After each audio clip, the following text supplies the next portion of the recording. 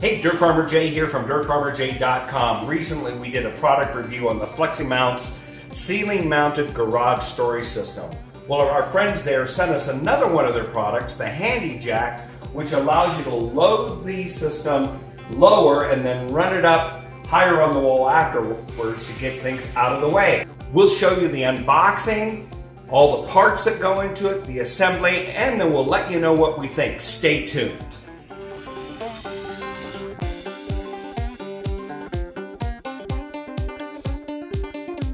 The first thing we need to do is unbox the product, and as you can see, it comes in a regular corrugated box system. It's probably a 2-man or woman lift because it's about 93 pounds. Well, let's go ahead and unbox it and see what we see. Okay, now here you see everything that's out of the box laid out in an orderly fashion so you can see what we've got. I won't go into grueling detail, but to suffice it to say, right here you're going to have both of your support brackets are bolted to the wall. Here's the hardware set, and it corresponds with everything that's right here in this section over here. So everything is there. Over here we have the remote control and the bracket that hangs it on the wall, the power supply cord, the power adapter, and I'm just showing you the packaging that all those fasteners came in that correspond with the packing list or diagram or pictogram right here. As you continue over on this side right here, you're going to see the actual center support that has the motorized unit on it, as well as the brackets that the shelves will connect to. And you can see a bracket in the top that's going to affix to one of these brackets on the wall. So here we go. And here you have the shelves themselves. Now, while they look like they are identical, they are not. This one right here is the bottom shelf, and it sits just as you see it. The one behind it is actually sitting upside down and will be flipped the other way. And what kind of gives that away is look at the mounting brackets on the back. One is flared out the bottom, one is flared out the top. So they both have to be oriented like this, where they're narrow at the top and the mounting holes right here are at the top. As you can see, we're looking at the bottom of that one. All right, in addition to all of these parts here, even though it does come with a set of very basic tools right here, a little magnetic level and a stamped steel socket, you need these tools. And those tools include a drill driver with a set of nut drivers, some safety glasses, drill bits, a drill to be able to drill pilot holes in the wall, a level, a nice tape measure that'll work for you, and pencils to mark it. When you've got all this, you're ready to begin work. Oh, and one other thing, you'll need a small step ladder like this to reach the work area. Now, the first thing we're going to do is find the studs in the wall, and that's because the mounting brackets need 3 attachment points to securely mount this system on the wall. So what we're going to do is I'm going to actually use a little trick that my friend Lorenzo over at Lone Pine Cabinet taught me, using a little swivel mount type of magnet here. This is a high strength magnet, and what we're going to do is look for fasteners in the wall.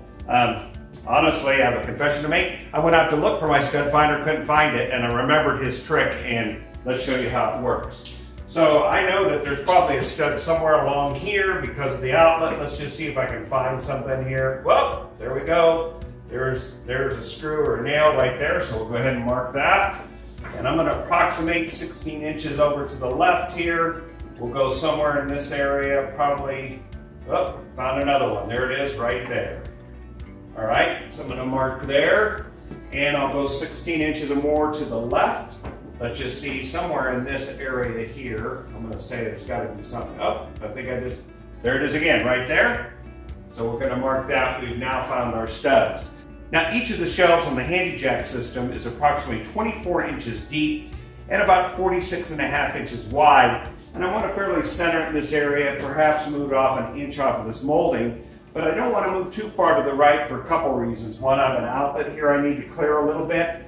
Plus, we use this space over here to store banquet tables here. So I don't want to crowd this over too far. But now that I know my studs, I'll go ahead and mark them and extend the lines up. The Handy Jack needs to be installed somewhere between 90 to 96 inches above the floor on the top rail. I'm going to raise it a little bit higher because I want to be able to open this as well and not have it getting into things to give me a little bit of headroom as well. Even though the shelves will move up, I want a little bit of space right here. So let's go ahead and put those lines in place, find them. Let's go ahead and go left to right and find the center mark. If we're going to go 46.5, that's 23.25, but I want an inch off of there, off of the this side over here, so I'm going to go to 24.25. There's my center line, which the main mounting post will be up here, and then we'll go ahead and mount the side rails.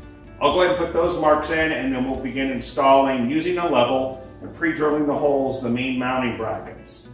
So the next thing we're going to do here is we're going to put a level line 96 inches above the finished floor. Fleximounts recommends either 90 or from 90 to 96 inches, 7.5 to 8 foot. I'm going to put a little higher because I want a little bit more clearance, plus my freezer, top lid coming up, and headroom and all that. I'm just giving myself a little bit more room. And by the way, they recommend also that you have at least 9 foot of wall, simply because the item sitting on the top shelf, as it moves up, you want some space in there for bulkier items that may not be especially heavy, like for instance an empty ice chest or something, or bedrolls, something of that ilk that would go on the top. But we have now placed a mark up at the top. We have a line up here, which you probably can't see very well, that is 96 inches above finished floor. We were able to determine where the items were. Here we go, here's another one, right in this area. Where is it? Right there. So we knew that there was a stud right here. We double checked, indeed it's 16 inches between there.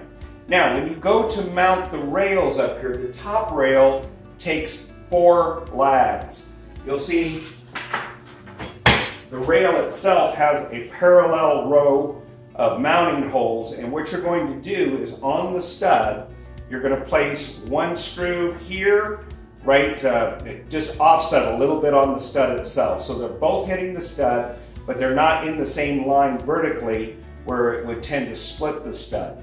So we have the first one marked right here, and here we'll go ahead and mount this using the power driver, and then I'll go ahead and do another one right above it, slightly offset, to get a second grip, so that there's 4 total lags on this. Now, one other thing you need to see very quickly, and that is on this bracket, notice that there is a detent on the top, and that is the top. If you place it this way, it will not mount correctly, and then you'll have to take it off and start again on the top mount. So make sure when you install this, place this to the top. The other thing is to make sure that you draw down the lag bolts very tight, that there's no slop on the wall, that it's very tight with no space behind it. That'll give you a secure installation. Let's go ahead and fix this. Notice that the flange has to be out with the bracket flat against the wall.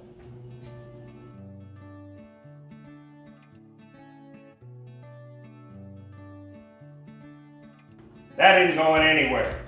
Okay, now we're going to install the bottom bracket. Notice this is what's going to be going against the wall. This unit, of course, goes away from the wall, so we're looking through the wall at the back of the unit, essentially.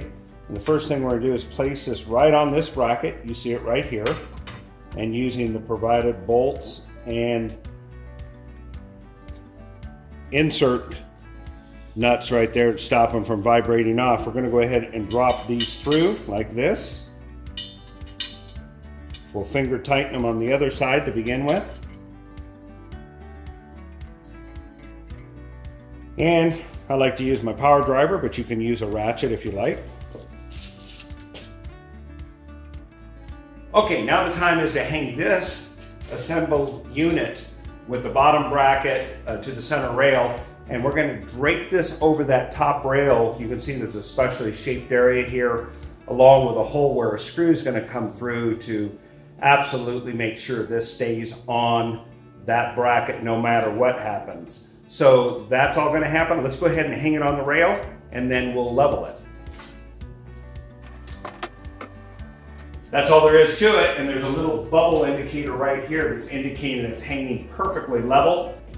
Okay, the next thing we need to do then is put our remaining 2 lag bolts down on the bottom support bracket. We've got a good idea of where the lag bolts are because of where they're placed up there, but let's use our magnet here or stud finder to find where that might be, and we'll just see, is there a fastener somewhere in the, whoop, there we go. Found one, looks like we're right at the edge here. So I'm gonna say it's gonna be right in this area. We'll do a test here. And then let's come over here, and I think it's gonna be somewhere in this. Sure enough, we got a little bit happening right here, as you can see. All right, let's go ahead and drill our pilot holes and drive our bottom lags in.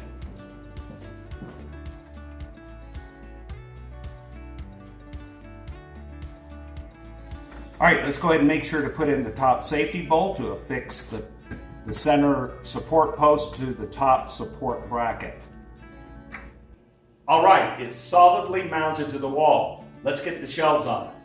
Now the next thing is to put these shelves on there. As I said earlier, these look like they're the same, but they're different. This is the top one we're going to put on, and you can tell it because the brackets are going up at an angle this way. The wire mesh is on top, and then notice that we're going to put it on with that angled bracket. This is quite substantial. They've really put some beef into these shelves. The combined units are going to hold about 165 pounds, so they're making sure they don't deflect. Now let's go ahead and put it on the center mount. We're going to do that by raising this, putting it above that tapered matching bracket and lowering it down onto it.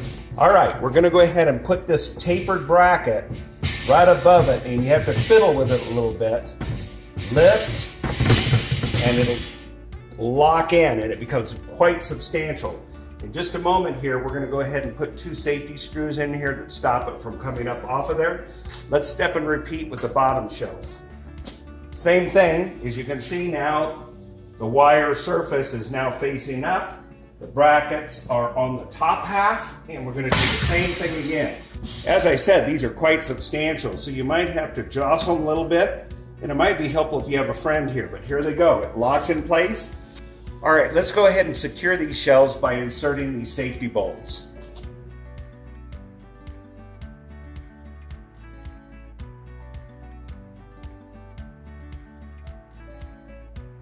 Wow, that is really solid. And there you have it. The Fleximounts handy jack system. So what do we think about it? What's our take on it? Well, I'll tell you, when we were taking it out of the carton, these are substantial components. And when you lift that center strut, it's really heavy. Everything on here is pretty beefy. So I have no enhancements suggested that way. The fit and finish is nice, the spray is nice and even, and this is available in both black and white.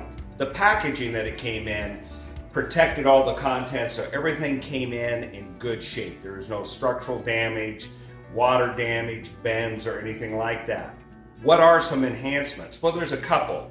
Right off, I would say that the instruction manual is pretty darn good, but it's all pictograms, and sometimes it could be a little imprecise of what you're looking at, and probably my own fault, but the top wall bracket, I had it reversed on the wall. I had the top up okay, but I actually put it with the bump out instead of flat against the wall. My fault. But, you know, the pictures were just a little unclear because they're just drawings, they're not photos. The second thing is, the remote that it came with is a really handy device. As you can see, that's going to start moving along here, just pushing the remote. One other thing is when we went to use the remote, we found that there was no battery in it. And there is no place in the instruction manual that it tells you what battery type you need. It is a 2032 battery, and once you install the remote and sync it up, you can either run this right here, or you can also run it, there's switches right here on the unit down here. So you have 2 different ways to run this. Now, as you can see, the lift is going up out of the way. This gives plenty of head space here. It automatically shuts off. One thing I want to tell you to be careful of, this is 165 pound maximum capacity. But like anything like this, you want to distribute the weight so you don't have it all on one side. You're not tweaking the shelf. As beefy as it is, it just will perform better if you distribute the weight equally. Now, there's one other little thing that I want to mention, and I'm going to have you come around the side and take a look here. If you look at the way that these gussets are done, The bottom shelf automatically limits how far these items can come back in. The top shelf, the gusseting is underneath and there is no guard on the back. So you can push that all the way to the back where it's riding against the wall. The problem with that is that as the shelf was ascending, it could hit the bracket on the back there. So you have to actually move things forward just slightly so that it'll clear the bracket as it goes up. So this is a little thing that I think you're going to need to address a bit. And you can actually fix it yourself a little bit by putting some kind of backstop there or just being careful where you place it. Well, we think this is going to be a handy addition to our place here. As you can see, our freezer works just fine. This is really clean, and in day-to-day use, we store tables over this area, so this is going to be a really nice addition and keep these moderately weight items up and out of the way. Well, I trust you found this to be helpful to you, and if you did, won't you like the video? And better yet, won't you subscribe to our channel?